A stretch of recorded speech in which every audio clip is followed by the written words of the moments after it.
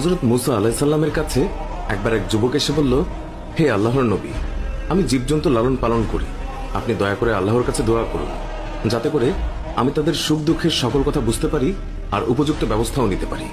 যুবকটির কথা শুনে মুসা আলাইহিস সালাম বললেন, সাবধান, এর থেকে বিরত থাকুন, এর মধ্যে অনেক বিপজ্জনক ব্যাপার স্যাপার লুকিয়ে আছে যা আপনি সহ্য করতে পারবেন না। কিন্তু যুবকটি নাছোড়বান্দা, সে বারবার কাকুতি মিনতির সুরে একই আবদার করতে লাগলো। মুসা আলাইহিস সালাম বললেন, এটা মঙ্গলজনক নয়। যুবকটি শেষে বলল, আর বেশি না হয় অন্তত গৃহপালিত মোরগ এবং কুকুরের ভাষা বোঝার ব্যবস্থা করে দিন। তার এই মিনতির কারণে হযরত মুসা আলাইহিস সালাম আল্লাহর কাছে এই ব্যাপারে দোয়া করলেন। আল্লাহ তাআলা তার দোয়া কবুল করলেন এবং যুবকটিকে জীবজন্তুর ভাষা বোঝার ক্ষমতা দান করলেন। যুবকটি খুশি মনে বাড়ি ফিরে এলো আর মনে মনে বলল, এবার জীবজন্তুদের সব চালাকি ধরা যাবে। পরদিন ভোরে যখন বাড়ির হাঁস মুরগি ছেড়ে দেওয়া হলো, তখন সেই যুবক মোরগের কথা শোনার জন্য বারান্দায় এসে বসলো। বাড়ির কাজের মেয়ে রাতের বেঁচে যাওয়া রুটির টুকরো উঠানে নিক্ষেপ করলো।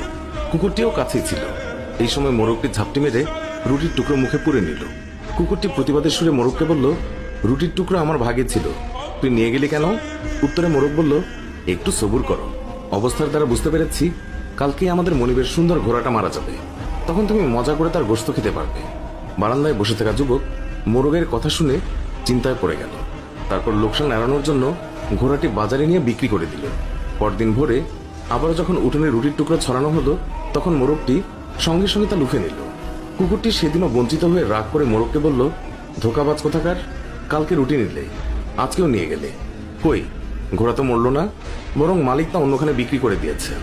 জবাবে মোরগ বলল, ঘোড়া সত্যি মরেছে, তবে অন্যখানে, অধৈর্য হয় না, ব্যবস্থার দ্বারা জেনেছি কালকে মনিবের উটটি মারা যাবে, তখন তুমি মজা করে ইচ্ছে মতো খেতে পারবে।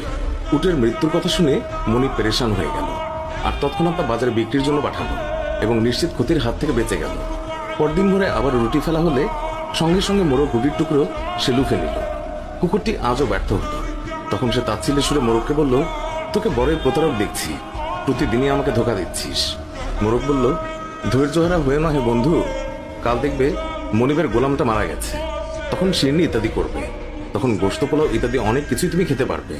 মনিব মোরগের কথা শুনে বেচেইন হয়ে গেল। সে তড়িৎ গোলামটাকে অন্য একজনের কাছে বিক্রি করে দিল এবং বিরাট ক্ষয়ক্ষতির হাত থেকে রক্ষা পেল। আর মনে মনে ভাবল, এই জীবজন্তুর ভাষা বুঝে ভালোই